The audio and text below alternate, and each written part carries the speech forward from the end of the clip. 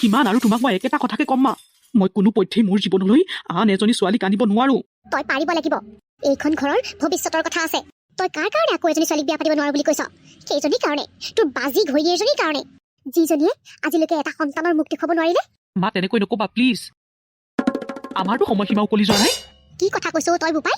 তহঁতৰ বিয়া পতা আজি 11 বছৰ হ'ল, আৰু এই 11 বছৰে তোৰ ঘৈণীয়েৰে এটা সন্তান জন্ম দিব নোৱাৰিলে, আৰু তই কৈছ সময় উকলি যোৱা নাই। বহুত সময় উকলি গৈছে বোপাই। এতিয়া সময় থাকোঁতেই তই আৰু এজনী বিয়া পাত। মুঠৰ ওপৰত মোৰ এইখন ঘৰৰ বংশ ৰক্ষা কৰিবলৈ এটা নাতি লাগে।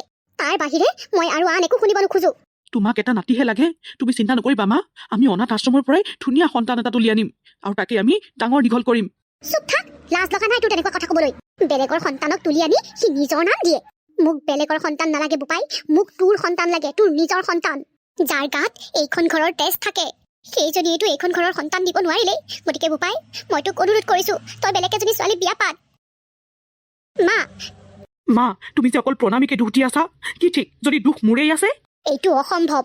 কোনো কাৰণতে তোৰ গাত দুখ থাকিব নোৱাৰে, আৰু বেলেগ এজনী ছোৱালীক বিয়া পাতি তই সেইটো প্ৰমাণ কৰি দে।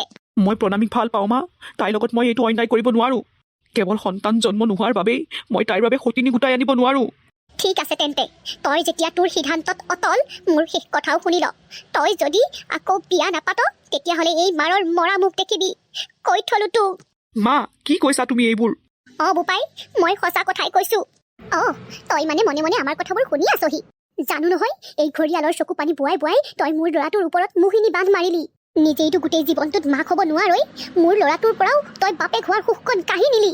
ভালকৈ শুনি ল, যদি মোৰ ল'ৰাই মোৰ কথা মানি নলয়, তেন্তে মোৰ মৃত্যুৰ বাবে জগৰীয়া তই হবি।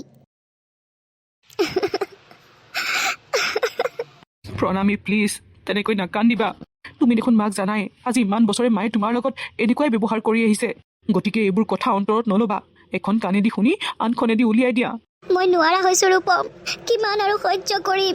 প্ৰতিদিনে মায়ে মোৰ অন্তৰত আঘাত লগাকৈ ইমান বেয়াকৈ কথা কয়। আজি মায়ে নিজে মৰাৰ কথাও কৈ দিলে। ৰূপম, তুমি মাৰ কথাটো মানি লোৱা। কোনো এজনী মাকে পুতেকৰ বেয়াটো চিন্তা নকৰে। তোমাৰ মায়েও তোমাৰ ভালটো চিন্তা কৰি আকৌ বিয়া কৰাবলৈ কৈছে। তুমি কি কৈছা প্ৰণামী এইবোৰ? মায়েতো এইবোৰ কথা আমাক সদায় কৈ থাকে। তোমাৰ মোৰ এইবোৰ কথা শুনি শুনি দেখোন অভ্যাস হৈ গ'ল, আৰু আজি তুমি এইটো কথা কিয় কৈছা? মায়ে সদায় কৈ থাকে হয়, কিন্তু অইন দিনা মায়ে নিজে মৰি যোৱাৰ কথা কোৱা নাছিল, আজি কৈছে। গতিকে সেইকাৰণে কৈছো, তোমাক মই অনুৰোধ কৰিছো ৰূপম, তুমি আকৌ বিয়া কৰোৱা। মায়ে ঠিকেই কৈছে, দুখ মোৰ গাত আছে, মই মাক হ'ব নোৱাৰো। কিন্তু মোৰ দুখৰ বাবে তোমাক মই এই সুখকণৰ পৰা কিয় বঞ্চিত কৰোঁ? মই সঁচা অন্তৰেৰে বিচাৰো ৰূপম, তোমাৰ জীৱনলৈ সন্তান অহাটো। গতিকে মোৰ দ্বাৰা নহ'ল কি হ'ল, বেলেগ এগৰাকী মহিলাৰ দ্বাৰাটো হ'ব। গতিকে তোমাৰ মায়ে যি কৈছে তুমি মানি লোৱা ৰূপম। প্ৰণামী প্লিজ। মই তোমাৰ মাৰ মৃত্যুৰ বাবে চকৰীয়া হ'ব নোখোজো ৰূপম। তুমি আকৌ এবাৰ বিয়া কৰোৱাত মোৰ কোনো আপত্তি নাই। তোমাক মই অনুৰোধ কৰিছো ৰূপম, যদি মোক সঁচা অন্তৰেৰে কোনোবা দিনা ভাল পাইছিলা, তেন্তে মাৰ এই কথাটো মানি লোৱা। আই ঐ দেখি, কাৰোৰে চকু নালাগক দেই। জোৰাও জোৰা, একেবাৰে পাভ জোৰা। ইমান ধুনীয়াকৈ মিলিছহ দুইটা নহয়। তোমাৰ মনত এতিয়া শান্তি লাগিল নহয় মা? চোৱা, তুমি বিচৰা কামকেই আজি তোমাৰ ল'ৰাই কৰিলে। তুমি বিচাৰিছিলা নহয় মই আকৌ বিয়া কৰোৱাটো, আজি তোমাৰ সেই আশা মই পূৰণ কৰি দিলো। মৰাৰ কথা কৈ আকৌ আমাক ব্লেকমেইল নকৰিবা কিন্তু।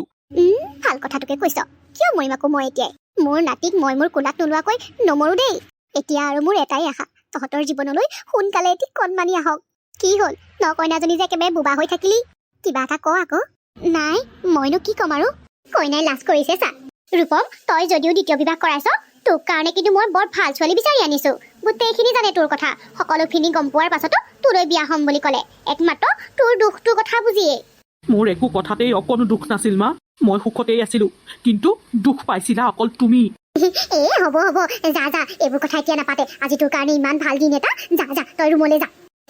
তই ৰুমটো ঠিক কৰি থৈছ নহয়? মানে সকলো চিজিল কৰি ৰাখিছতো? আপুনি বিচৰাৰ দৰে সকলোখিনিয়ে চিজিল কৰি ৰাখিছো মা। ভাল কৰিলি।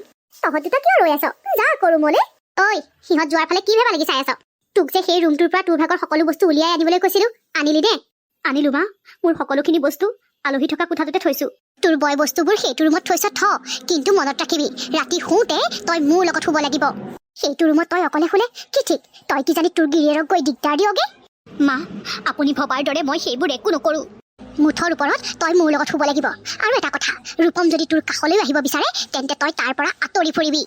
সিহঁত দুটাৰ নতুনকৈ গঢ়িব খোজা সম্পৰ্কটো যাতে তোৰ কাৰণে ফাট মেলি নাযায় বুজিলি নহয় মই কি কৈছো বুজিলো মা মই এইবোৰ কি শুনিছো বিয়নী বিয়নী দেখোন কি হ'ল আজি কথা নাই বতৰা নাই ইয়াত ওলালেহি যে মোৰ কথা বাদ দিয়ক কিন্তু আপোনালোকে এইবোৰ কি কৰিছে মোৰ ছোৱালীৰ কাৰণে আপুনি সতিনী গোটাই দিলে সতিনী গোটাই দিবলগীয়াৰ কাৰণটো কিন্তু আপোনাৰ ছোৱালীয়ে বিয়নী আপোনাৰ ছোৱালীৰ গাত যদি মাক হ'ব পৰা ক্ষমতাটো থাকিলেহেঁতেন তেন্তে মই এইটো কাম নকৰা হ'লেও হ'লহেঁতেন কি ছোৱালী জন্ম দিলে আপুনি যিয়ে নিজৰ গৰ্ভত এটা সন্তান গৰ্ভধাৰণ কৰিব নোৱাৰে মই মোৰ ল'ৰাক আকৌ বিয়া কৰাই দিলো কাৰণ মই বিচাৰো এইটো বংশৰ ৰক্ষা কৰিবলৈ এটা সন্তান জন্ম হওক মই ভাবো তাত মই একো বেয়া কাম কৰা নাই আপুনি যে কেৱল মোৰ ছোৱালীৰ গাত দুখ দি আছে কি ঠিক আপোনাৰ ল'ৰাৰেই কিজানি বাপেক হ'ব পৰা ক্ষমতা নাই মুখখন আছে বুলিয়েই যিহকে তিহকে নক'ব কথাবোৰ অকণমান ভাবি চিন্তি কৰিব মোৰ ল'ৰাৰ গাত যে দুখ দিছে এতিয়া আপোনালোকে হাতে হাতেই তাৰ প্ৰমাণ পাব মা নামাতিবি তই মোক মা বুলি তোৰ লগত ইমানখিনি হৈ গ'ল আৰু তই এবাৰ মোক কোৱাৰ প্ৰয়োজন বোধ নকৰিলি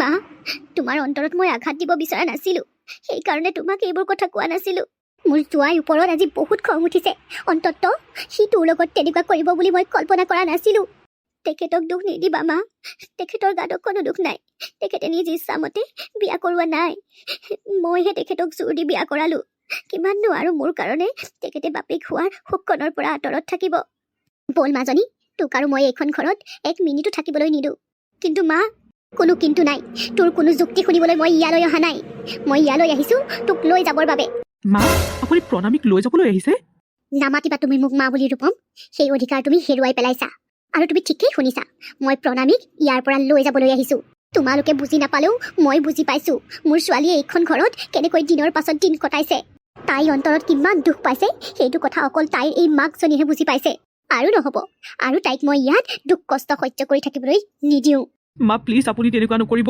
প্ৰণামীক মোৰ পৰা আঁতৰ কৰি নিনিব এইটো কথা তুমি দ্বিতীয় বিবাহ কৰোৱাৰ আগতেই ভাবিব লাগিছিল আৰু এটা কথা কৈ থৈ যাওঁ তুমি যেনেকৈ দ্বিতীয় বিবাহত সোমাব পাৰিলা মই মোৰ ছোৱালীকো যদি কাৰোবালৈ বিয়া দিওঁ তোমালোকৰ যাতে অকণো আপত্তি নাথাকে বল মাজনী যাওক আৰু আপোনাৰ ছোৱালীক যে কাৰোবালৈ বিয়া দিম বুলি কৈছে যিটো ল'ৰাই তাইক বিয়া পাতিব সেইটো ল'ৰা মৰিলেগেহে হ'ব আৰু এনেকুৱা বাজি মানুহ এজনীয়ে বাৰু কাৰ জীৱনত সুখ আনি দিব পাৰিব ব'লা মা তুমি যদি ইয়াত আৰু অকণমান দেৰি থাকিবলগীয়া হয় ইয়াতকৈও বহুত বেয়া বেয়া শব্দ তুমি শুনিব লাগিব তুমি এনেকে যাওঁ বুলি ক'লেই নহ'ব নহয় আপুনি মোৰ সিদ্ধান্ত সলনি কৰিব নোৱাৰে আৰু মোৰ শেষ সিদ্ধান্ত মই আৰু আপোনাৰ লগত এইখন ঘৰত থাকিব নোৱাৰো কি হৈছে ইয়াত কি হয় ইমান হুলস্থুল হৈছে তুমি আনিছিলা নহয় মোৰ কাৰণে এজনী বৰ ভাল ছোৱালী চাই সোধা এতিয়া তাইকে মোক এৰি থৈ এইখন ঘৰৰ পৰা একেবাৰে যাবলৈ ওলাইছে কি হ'ল ৰূপা তই কি কৈছ এইখন ঘৰৰ পৰা তই যাবলৈ বিচাৰিছ যে মই যাবলৈ বিচাৰিছো কাৰণ মই আপোনাক দিয়া সময়সীমা ইতিমধ্যেই উকলি গৈছে মাত্ৰ 3 লাখ টকাত আৰু নোৱাৰি মা এই কিহৰ 3 লাখ টকাৰ কথা কৈছে